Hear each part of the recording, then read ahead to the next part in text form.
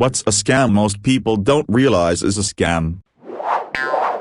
Shitty story with a good ending involving errands. My first roommate rented a TV and PS3 from errands years ago. He dipped out on the lease one day while I was at work, came home, all of his shit was gone. Repo men came a few days later demanding his TV and PS3. I told him he dipped out on the lease a few days prior and I had no idea where he was living. I let him in. My mistake, I know, I was young and stupid. To show the guy his empty room with the trash he left behind. Explained he left me with half a lease I couldn't afford and he was a real scumbag for doing that, but I had no idea where he was. But he wasn't convinced, so his partner comes in and cornered me and they took my TV and PS2 Slim instead. Told me I shouldn't hide my friend from them next time. I called errands and demanded a manager and told them they could either hand deliver my shit back to me that day or I'd be going to the cops. Explained, sorry, my ex-roommate was a bag of shit but I had no contract with errands and they had no right to take my stuff. Guy was super apologetic and said they would have my things back by EOB. I described what was taken and that was that. A different guy showed up with my PS2 and a flat screen.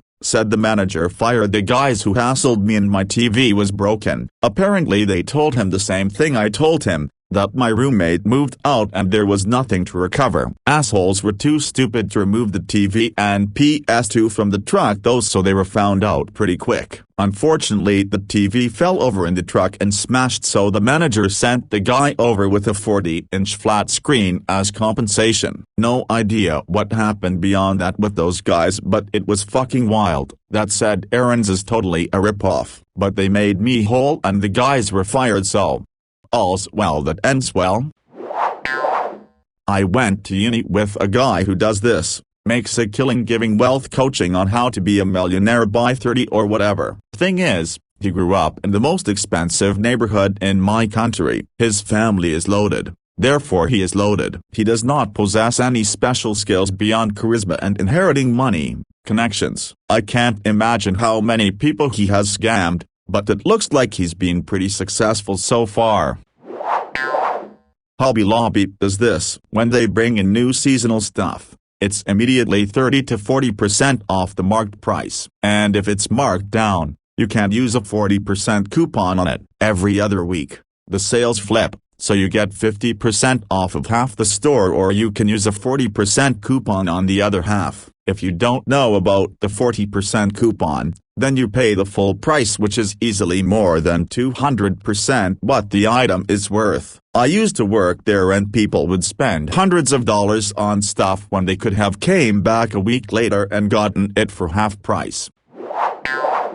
My favorite was a woman who came in to get the $20,000 official check. My manager thought it was strange, so he stopped to ask her what it was for. She said it was bail for her nephew, which she thought was strange too, because she didn't actually have a nephew. I really can't understand how people's alarm bells don't go off when they get coached to say things like these. Like, yeah, I can understand falling for someone impersonating a government official. I can understand going along with the weird payment instructions, gift cards, Venmo, etc. But when the supposed government official coaches me to lie to the bank teller or a store clerk, because they might stop me from getting the money I'm supposed to pay, how does that compute at all?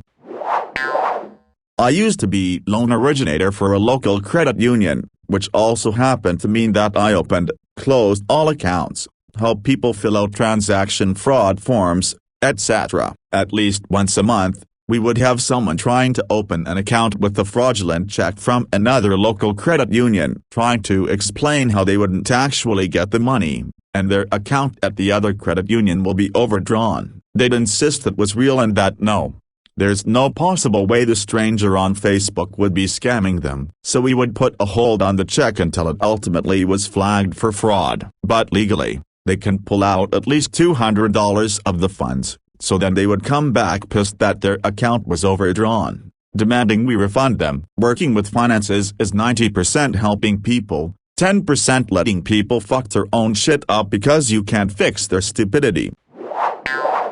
One of my mom's friends just opened up a clothing store, and she has a summer internship that requires the interns to manage the entire store for the whole summer. They have to do literally everything that a typical employee is paid for, but they don't make any money from it, and she has horrible snotty children that love to harass the employees. So she's basically asking for someone to do her work for her while serving as a free punching bag for her teenage daughter. I can't believe anyone would be naive enough to apply. Edit, just asked my mother if anyone actually took this lady up on her offer. Apparently not a single person applied. Well, I'm sure she'll be ranting and raving on Facebook about the laziness of our generation by this time tomorrow.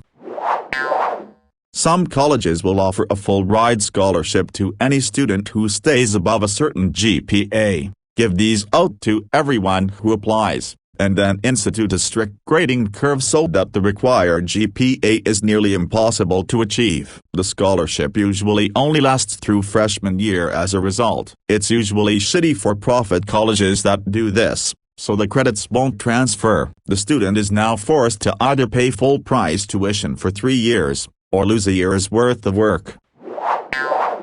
I've noticed something similar with private schools. They mark up tuition twice the price of a public state school and give nearly everyone a scholarship for some reason or another. Students are proud they earned a scholarship. Parents are thrilled little Jimmy doesn't have to go to public school with those kind of kids. And the university gets to charge $40,000 per year for a generic bachelor's degree. Everyone wins. Back in 2012, JCPenney got themselves a new CEO who immediately began to implement fair and square everyday pricing. No sales, no .99s, but straight-up honesty with the customer. You can walk in any day of the year and know you're getting the best price the store can give you. Amazing, right? Every shopper's wet dream. Yeah, I know. The global sales after that was implemented absolutely tanked. CEO didn't last 6 months. And after they fired them, JCPenney went back to original practices, but they did it so fast that people were able to screenshot prices on one day and then on the next and catch a ton of instances where the item doubled in price and got a 50% sale tag slapped on, putting it right back down to the fair and square price. JCPenney has only recently recovered from the financial ruin brought about by trying to be honest and genuine with their customers. Fucking this. I had just got back to Fort Bragg after a year deployment to Iraq. I was driving home, to NH. I get pulled over on 95 in Virginia doing 81 in a 65 ... which hey, normally, I wouldn't bitch. I was definitely doing it, but I was also in the middle lane and people were passing me doing 90 plus. It was clear I was only pulled over because I had out-of-state plates. So what's the cop do? Gives me a must appear in court. I go to court, and people that do real dumb shit like spousal abuse, various narcotic distribution, are getting reduced sentences, but they called me up 9 hours into the day, and just left me with a standard fine anyway. I had no problem paying the fine, but Jesus Christ, this took 20 hours of my time and a few $100 just to watch a random guy from Virginia get a slap on the wrist for his second DUI.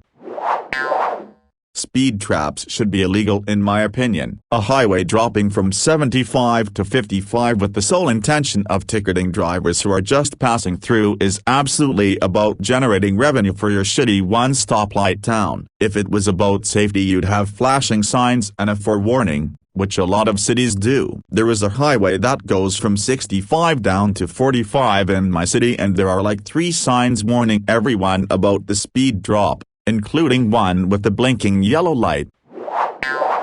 People who knock on your door asking about your windows. Happened to my friend's wife. She invited them in, let them evaluate, said all the windows needed to be fixed. They were all 3 years old.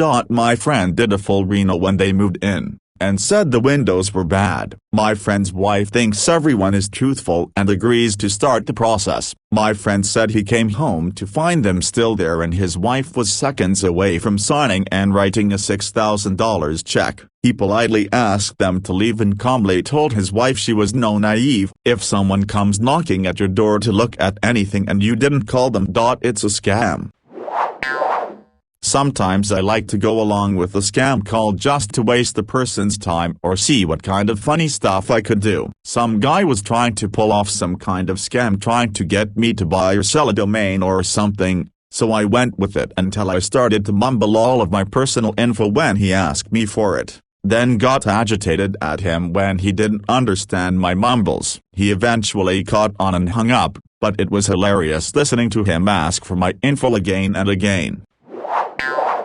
The one thing Jesus actually got violently angry about was the money changers at the temple. The money changers used to change dirty money, unblessed money, for clean money, blessed money in order to buy clean animals to sacrifice at the temple. It was all about stealing from believers in the name of God. This is what all of those Christian megachurches do. Also, any tithing, give 10% of your earnings to church, is the same thing, stealing in the name of God. Payday loans, they are preying on people with bad credit. Instead, get yourself a secured credit card. That's a one-time payment. I initially went through Discover. Whatever you deposit is now your credit limit, and the interest rate on even the worst card is better than that they offer. Pay it off every month, just like you are forced to with your payday loan. You're doing the same thing you were previously, only now you're building credit instead of paying some scummy company. Yep, I'm one of those suckers who did this for far too long. Then I did this and now I have good credit. I was actually quite surprised how quickly my score went up. That's my one neat trick. Pay your bills on time. Pro tip: credit card companies oftentimes have promotions when you sign up for a new credit card. One very common promotion is 0% interest for 12 months. If you're in a pinch and struggling and need short-term financial assistance, this could be a smart decision. However, I'd only recommend doing this if you're fiscally responsible. If you have no self-control when it comes to money, then a credit card may not be a wise decision. This fucked me up recently. Some site had a 5-day free trial, but the language on their page was really confusing and I thought it was a 30-day free trial. It was actually a 5-day trial, but then you can get your money back within 30 days if you don't like it. I got charged $329 on the 6th day. Got it cancelled and fully refunded, but sadly I live outside the US and I lost $25 in transaction costs. I always tell people that Pearson and Texas Instruments are textbook, no pun intended, definitions of monopolies in the modern day. School is heavily standardized nowadays, and when it comes to many general education classes, the Pearson books are the only ones recognized by the schools, meaning students have no choice but to buy those books. Pearson can therefore charge whatever they want for maximum profitability. The same goes for T, who manages to sell 1980s technology for over $100 because their product is the one required by schools, so once again students have no choice but to get it. I had a percentage on one of these back in the day. I really did not feel ready to buy a house, was 23, not making much money etc., but my GF at the time, her parents really pressured us to do it. You definitely pay a lot less per month compared to renting a similar apartment, but the maintenance fees, at least back in the day, didn't seem to be regulated, so the management company would just increase these monthly fees by a lot. We broke up a year later for other reasons, but I just cut my losses and got out, thank God. In my own opinion, the wedding industry. Little girls are taught from birth that they have to have a massive blowout of a wedding. Little boys are taught that they have no say in how their wedding will be. I just got married, and my wife and I were trying very hard to keep it as cheap as possible while my mother-in-law and mom kept adding bigger and bigger things. It was a fun party, admittedly, but with the price tag I would have much rather spent on rent and gas. This is why it's important to enjoy your life as you live it. Do stuff in the evening, take weekends away, take holidays. Retirement was never meant for people to kick back and enjoy an eventful and active retirement after a hard life's work. It was just a dignified way of removing the senile and infirm from the workforce. It's just people started living much longer and healthier lives, so there is a couple of generations that were able to take advantage of an early retirement age with good benefits and good health. The Best Buy one is pretty awesome. My husband bought a nice wireless speaker like 7 years ago and got the protection plan. Every other year he takes it, and because it holds less charge, and they replace it with a newer model. One time the newer model was on sale, so they even gave him money. He just repurchases the protection plan every time they replace it. So basically he pays $20 for a new and improved $200 speaker. Any sort of company that reinvents products you use on the daily is revolutionary. You see their ads all over social media, usually with the tagline ... the only insert product you'll ever need. Shaving razors, t-shirts, shoes. I even saw one for a doormat, highlighting specifically any of the countless shaving products they market toward men. Dollar Shave Club, Laponics, Shaving Revolution, etc. I'm all for beating the big corporations, but they really are not any more effective than Gillette, and in many cases, are worse. Moreover, they usually include some package deal with oils, soaps, brushes, and other hardware to go along with their flimsy one-blade razor, so you don't actually save money. Chiropractic. You would think it was just a term for spine doctor from how common it is. The real term for that is orthopedic doctor or orthopedic surgeon. Chiropractic is quite literally alt-med pseudoscience. It is not evidence-based medicine. It was founded by a guy who claimed to receive this knowledge from the other world. You can look up more about it on your own, but it's fascinating stuff. It still weirds me out how common and normalized it is. For something just as unfounded as other snake oil salesmen. Just walking down the street you're likely to see a clinic for chiropractic. Back pain is common, and it's easy to rip people off. The worst part is that even those in the field often don't realize that they're scamming people. They're not getting an actual medical education. They're likely to damage spines because they don't actually know what they're doing. And any perceived benefits are the placebo effect. And they're mixed right in with the ones claiming they can do miracles, intentionally scamming people out of their health and money.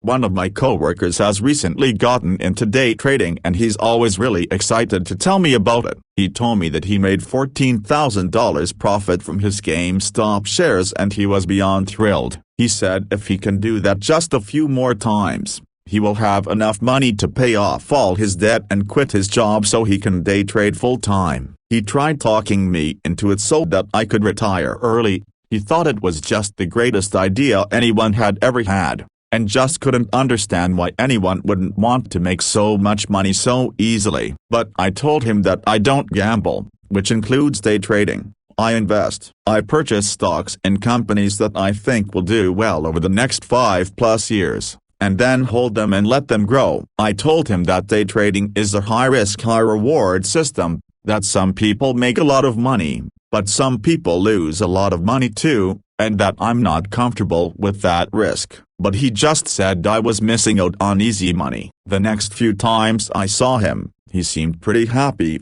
He said he hadn't been as lucky, but he had made some money since the GameStop deal. Last week I saw him signing his name up on the overtime list and he looked miserable. I asked him how things were going, and he said that he's done with day trading. He hates it, and he never wants to do it again. He didn't tell me how much money he lost or why, but I can only imagine that he took that entire $14,000 that he won, reinvested it into another trade or several trades and lost most or all of it. I didn't say I told you so, but I thought it very loudly in my mind.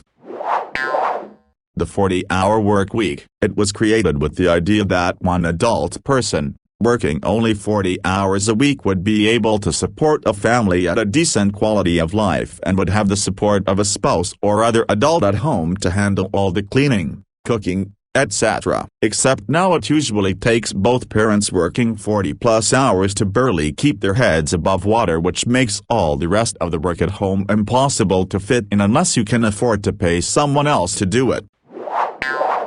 Driving for Uber and similar. Once you account for true costs, you aren't truly making a living wage. You're depreciating your vehicle in exchange for money today. Most people just look at their hourly rate while driving after subtracting fuel. You also have extra maintenance and likely increased insurance costs. Plus, you don't get paid in between rides. or getting to a ride. I'm shocked people think they are actually making money that way.